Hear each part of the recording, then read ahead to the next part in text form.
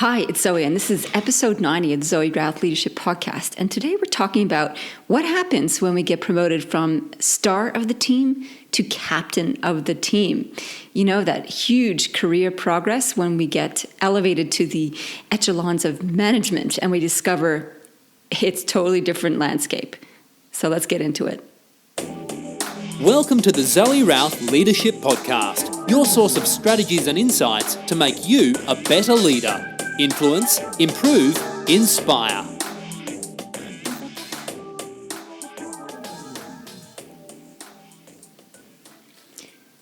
In my work, I follow developmental leadership theory. So it's also known by a bunch of different names, including integral leadership theory. And I'll post some notes for you about if you want to take a deep dive into integral leadership theory and what it all means and where it comes from in the show notes at zoerouth.com/podcast/expert to achiever. And that's what we're talking about today. It's a critical leadership transition. Now, I should give you a little bit of background on what this actually means. In the integral leadership development model, its core premise is that as adults, we continue to grow and evolve. Who knew? We don't just reach 18 and go on a static plateau. We can actually grow and evolve, and specifically, our values can change, our perspective can change, and how we act in the world can change. There's been a lot of research by the likes of Bill Torbert and Claire Graves and Ken Wilber about these different stages of leadership maturity, as they're called. And each one has a particular set of values and as a collective known as a worldview, and it affects how we operate as leaders. And one of the most familiar ones that you can identify readily for yourself is that when we start out in our careers, we build a huge base of knowledge, whether, let's say, we're a lawyer and we're learning how to be a lawyer, and we get 5, 6, 7, 8 years under our belt, and then we are asked to take on more responsibility because we've been so successful in our area of expertise. And typically that means being promoted to a management role. And we've seen it and heard it all before, where people get promoted to beyond their ability. It's because the abilities that you need to be an expert in any subject matter are completely different than the abilities you need to manage a team. So when you go from being star, like a superstar, an expert, into the captain of the team, it's a totally different ball game, so to speak. So what happens during that transition, and what do we need to pay attention to, and how can we manage it better? This is particularly relevant for me at the moment as I'm putting together a program called High Achievers, and I'm taking a deep dive into this conundrum because it is pretty challenging. When new managers get appointed, they find themselves floundering a little bit because they work out all of a sudden that whereas 80% of their work used to be them on their own, their new work is 80% of the time dealing with other people's problems. And it's a totally different kettle of fish. And they work out that a lot of their job is around people. And often there's this wistful longing for the days when they could just come into work, do their own thing, and leave at the end of the day, not be troubled by anyone else or any other problems except for their own. Well, it's time to pony up because the world of management and its next step into leadership is a totally different world, and it has different considerations. And this is a pretty significant leadership maturity change, and it's very destabilizing and very confronting. Now, do you ever remember a time when you've been told something and your whole view of the world changed? One of the first things I can remember is when I found out that Santa Claus wasn't real. Now, part of me kind of figured it wasn't real because it kind of didn't make sense. It seemed a little bit far-fetched.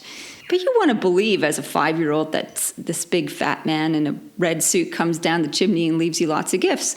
And there's plenty of evidence that that was the truth. They ate the cookies, they drank the sherry, and there was a ton of presents under the tree. That was my world anyway. So when I asked the question of my parents one night, late at night, going home after a family gathering, everybody else in the car was asleep except for my dad and mom. Dad was driving, mom was in the front. And I said, "Is Santa real?" And they said, "No, Santa is not real, but don't tell your brother and sister who are younger." And that changed how I saw myself as the role of elder sibling responsible to maintain this fantasy for my brother and sister for a little bit longer. and also what it meant to be an adult and how adults hold different truths and what was this thing about Santa Claus anyway. And it forever changed how I saw the world. The world, I could not go back to that time again, ever. Or how about this incident? This was another example where my world completely turned on a dime. These aren't leadership development experiences, but they are examples that can come to us when we're going through our day-to-day lives. So this one, when I was working at summer camp, I was madly in love with my best friend, Gary. He was absolutely gorgeous. And for years, I thought maybe one day he would be interested in me. Sadly, no. Despite my overt overtones, he never was interested. And I found this sad. After about 5 years, I gave up and just, came to the fact that it was never going to happen. And then when I moved to Australia, I got this email. And no word of lie, I remember reading this email, scrolling down line by line by line. And I thought, this is it. This is the moment where he's going to tell me he loves me. And so I'm reading this email, and he says, nice to hear you've been thinking about you a lot lately. I'm like, this is it. Here comes the confession. I knew it. And the next line was, I've been wanting to tell you for a long time. And the next line was, I'm gay. And I'm like, what? It was the most gobsmacking thing I had ever experienced. I'm like, he's gay?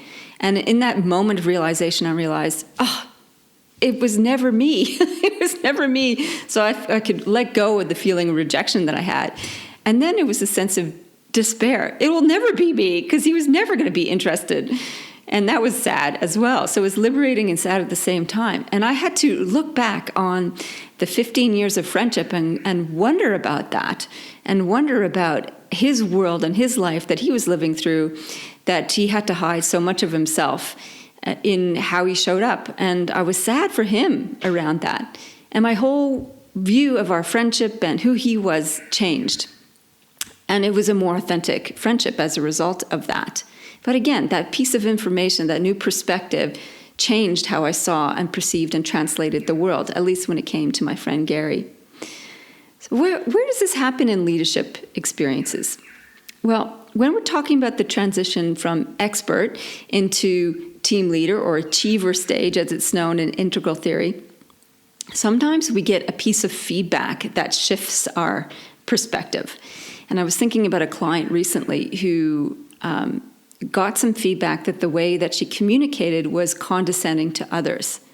And she was shocked and horrified. She never had the intention to be condescending or patronizing. It was just not ever her intention to do that. And it was troublesome to her that other people would see her in a different way than she saw herself.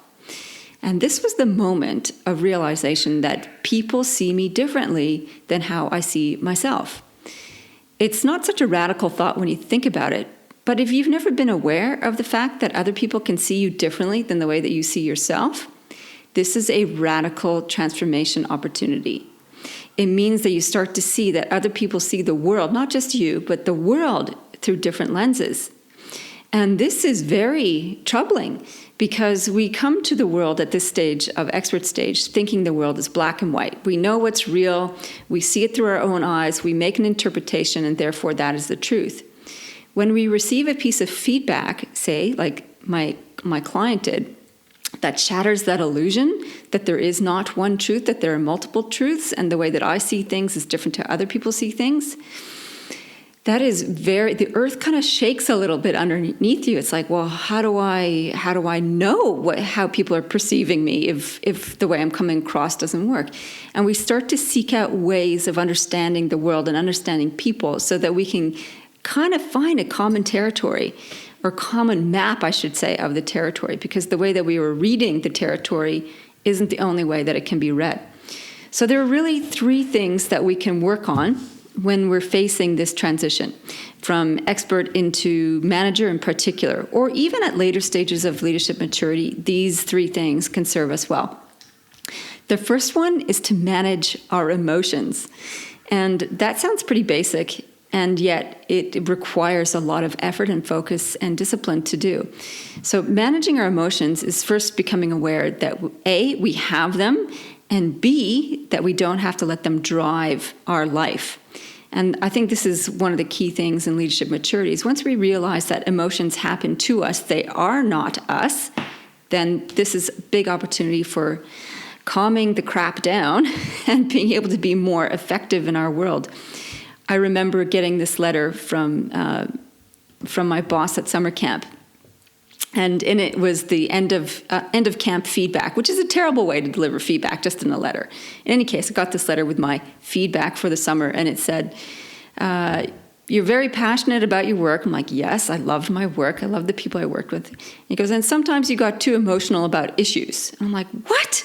How could he say such a thing? What do you mean? What does he mean by being too emotional? And then I realized I was being emotional. I was like, oh, that's what he meant. I was reactive. I let all the little stories push my buttons, and they would drive all my reactions, all of my interactions, and that they were the filter that allowed me, that created meaning, no matter what happened. And I didn't step back and think about things. So even when he was presenting a rational discussion, I would just respond with emotion. And as new leaders, we can often be trapped with this. We can let our buttons be pressed, and we let that deliver our response. We don't press pause and go, I'm having an emotional reaction to this situation or this comment or this story. What does this mean? How did it get this way? How can I deal with it?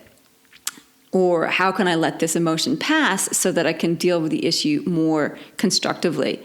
That's really what managing emotions is, and that's really the key point to emotional intelligence. And it's often one of the first things that we need to learn when we move from expert to captain of the team to expert to leading a team is becoming aware of our emotions, because we are a lot more trigger happy than we give ourselves credit for. So learning to take our emotions and putting them in the passenger seat rather than the driver's seat is one of the most critical things that we can learn at this stage of the game and keep doing throughout all stages of the leadership game. The second piece is to explore perspectives. So just like my client was shattered to discover that other people might find her condescending, we need to get curious about how other people see the world and experience the world. And there's lots of different tools to help us do that you might have gone through yourself. So, for example, any of the profiling instrument tools such as DISC or Myers-Briggs or TMS, these are all instruments that help us lay out patterns of how people see the world and engage with the world.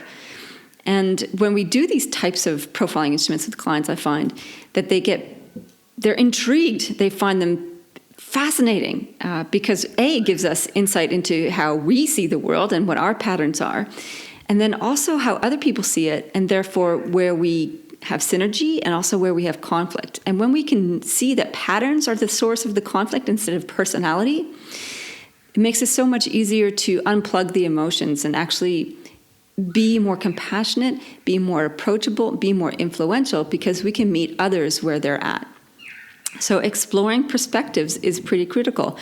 And we can do that through profiling instruments. We can do that by simply being curious and asking people what they think about things, and being open and ready to change our own awareness, our own perspective, by incorporating other people's perspective into what we see as the truth on a matter.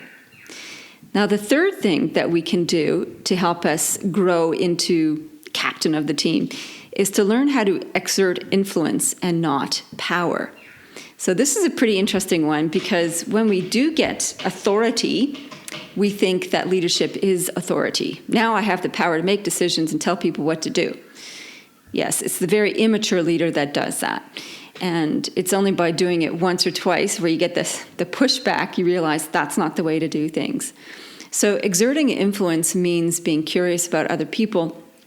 It means thinking about your message, how your message will land, how other people might interpret that, framing your message or your request in a way that invites people to play with you instead of commands them to.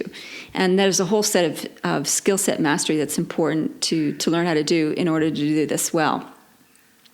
So there you have it, managing emotions, exploring perspective, and exerting influence in a way that's inclusive. Those are the three things that we need to pay attention to as we're moving from expert, being a star, into being an achiever, so a captain of the team.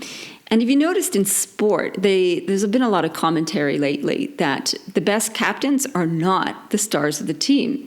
So it's a bit of a paradox, because what happens if we just let the stars carry on the same way, and as they were as stars as they are as captains, they don't necessarily play nice. And that in order to become a captain, we need to dial down our stardom and realize that we need to bring out the stardom in all the other people around us. And that in sports, often it's the average player that is the best kind of captain, because what they're doing is they're focusing on how they can be of service to the entire team, all of the team members, to make them all perform better, as opposed to the star mentality, which has always been about how can I do better, how can I produce better results. Completely different mindset, completely different approach. And in a work context, this is the big transition that people need to manage. It's less about you and your body of knowledge and more about how you can elevate others, how you can release their potential to operate together as a team. What can you do to facilitate the systems, the process by which the players come together to produce results? A very different set of skills and a very different set of priorities. All right. I'd love to hear your thoughts on how you have managed the transition to expert to achiever, or whether you're still in that ball game and the things that you're finding troubling. Reach out to me, zoe@innercompass.com.au. Love to hear from you. In the meantime, live well, lead well.